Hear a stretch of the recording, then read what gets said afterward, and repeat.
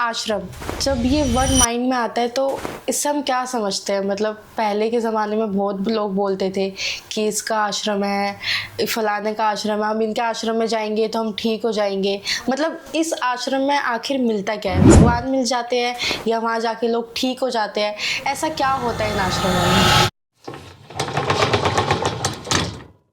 आश्रम पहले जो हुआ करते थे, दुर्वासा ऋषि का आश्रम, विश्वामित्र का आश्रम, संदीपनी ऋषि का आश्रम, अगस्त ऋषि का आश्रम, शबरी जी का आश्रम। पर कभी तुमने सुना शबरी जी के आश्रम में भीड़ लगती? कोई जाता भी नहीं था। कभी ये सुना भारद्वाज ऋषि के आश्रम में भीड़ लगती थी, लोग जाते थे? वो इसीलिए तो वन में गए थे कि उनको कोई आया जाए ना, संसारी लोगों से दूर। उनके पास कोई संसारी व्यक्ति जाता भी था, ये धर्म सीखने जाता था, ये नहीं कहने जाता था कि मेरे बेटे की नौकरी लग गई या मेरा बेटा बीमार रहता है, ऐसा हो गया, हम गरीब हैं, ऐसा। लेकिन बहुत ज़्यादा ही लोग इस चीज़ में इंक्लूड हो चुके हैं कि आश्रम हमें जाना है, भले ही 3 दिन की यात्रा हो, 4 दिन की यात्रा हो। मैंने खुद देखा है लोगों को।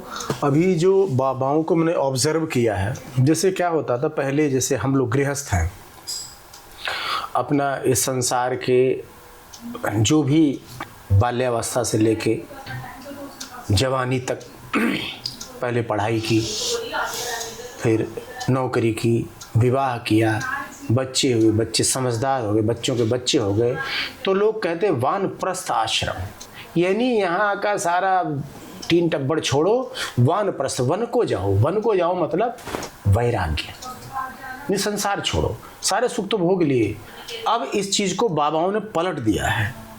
पहले बाबा जवानी के टाइम में ही बाबा बन जाते हैं, फलां जगह मैंने यहाँ तपस्या की, ये किया, वो किया, फिर आते हैं संसार में। बाबाओं ने क्या कर दिया है, पहले जाते हैं भगवान का, ऐसा प्रिटेंड करते हैं, दिखाते हैं कि हम तो विरक्त हैं, ऐसा एक ड्रेस पहन लिया, तिलक लगा लिया, जटाएं बढ़ा ली, और लोगों के अटेंशन के लिए देखो ये बाबा है, विरक्त है। उसके बाद फिर वो बाबाओं के पास अब भीड़ जाती है। जब भीड़ जाती है तो बाबाओं के पास चढ़ावा जाता है, जब चढ़ावा जाता तो दान मिलता है, दान मिलता तो धन आता, संपत्ति आती है, फिर बाबाओं के सारे ऐशो आराम शुरू हो जाते हैं। तो इसको कहते हैं उल्टी गंगा। तो ये जितने बाबा के देखो, सबने अपने अपने एक आश्रम, और ये सब इनका व्यापारिक स्थान है, व्यापार चलता है। हाँ, आप जाते हो, आपको ऐसा लगता है बस बाबा के दर्शन करोगे, बाबा हमें बात कर लेंगे, देख लेंगे, ऐसे कर देंगे तो हमारे जीवन की समस्याओं का अंत हो जाएगा। ऐसा कुछ नहीं होता, एक भी उदाहरण नहीं। आप राम कथा सुन लो, रामायण में देख लो, श्रीमद् भागवत में देख लो। एक बार राजा दशरथ को संतान का अभाव था, मन में आया संतान हो। उससे पहले 3 पत्नियां हैं, खूब स्त्री सुख भोगा, कहीं कोई टेंशन, कोई वो नहीं आया। तब किसी ने कहा कि भाई 3 पत्नियां, बच्चा नहीं हो रहा है, क्या है, दिखाओ डॉक्टर। वो तो किसी पास नहीं गए। अचानक मन में इच्छा हुई, किसी ने कहा बाल यहाँ के सफ़ेद हो रहे हैं भाई, आपकी संतान भी होनी चाहिए, कौन देखेगा राजपाट। तब उन्होंने कहा कि अब, तब फिर किसके पास गए, वशिष्ठ ऋषि के पास गए, जो उनके कुल गुरु थे, ब्रह्म ऋषि, ब्रह्मा जी के पुत्र, जिस सृष्टि को बनाने वाले ब्रह्मा जी, उनके पुत्र वशिष्ठ, उनके पास गए, कह रहे कि महाराज संतान चाहिए, संतान नहीं, हमारे पास कुछ उपाय बताएं। उपाय, आशीर्वाद दे दो, मेरी संतान हो जाए, उपाय बताएं। कह रहे भाई पुत्र कामेष्ठी यज्ञ करना होगा, मुझे आता नहीं है। तो उस समय के एक ऋषि थे, श्रृंगी ऋषि, उन्होंने कहा वही कर सकते हैं।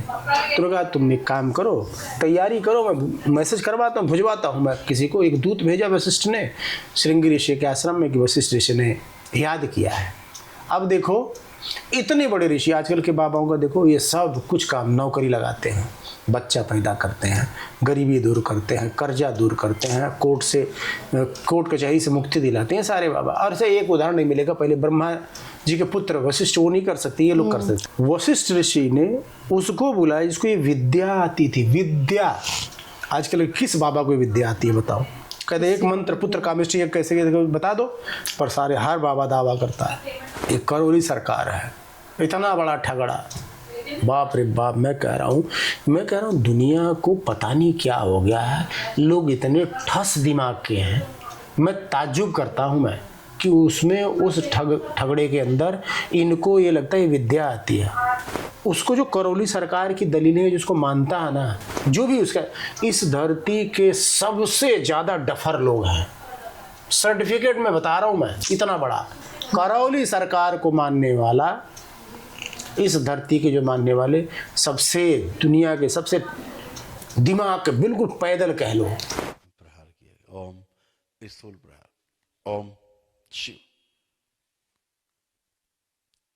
जो बच्ची घायल है इसको ठीक कर दिया जाए बच्ची कि इन बाबाओं के आश्रम में, मैं तुम्हें बता रहा हूँ ना, राजा से कम की जिंदगी नहीं होती।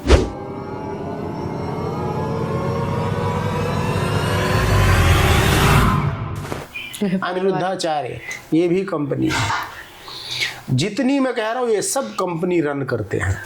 इनके आश्रम में ऐसा देखो क्या करते क्या है। आप बताओ ये लोग करते क्या है, एक बार पकड़ लो आप, करते क्या है। कथा सुनाते हैं जी, अच्छा कथा सुनाते हैं, वो तो कोई भी सुना सकता। कुमार विश्वास सुना रहे हैं, बहुत बढ़िया कथा सुना रहे हैं, मैं सुना सकता हूँ, बहुत सुंदर कथा सुनाता हूँ मैं भी।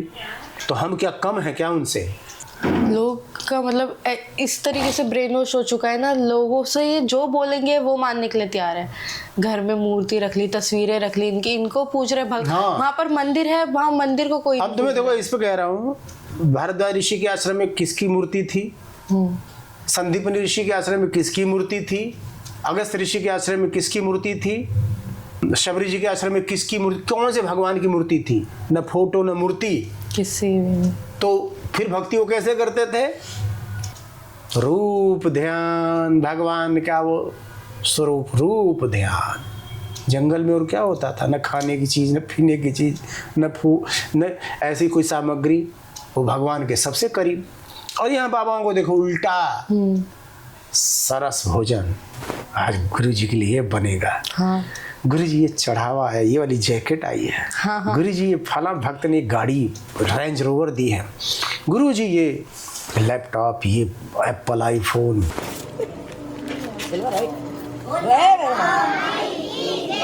सब मौज ले रहे हैं और इनको लगता है कि ये बाबा है। इनको जो कुछ भी उनके जीवन में मिल रहा है भाई इन्हीं बाबाओं की देन है।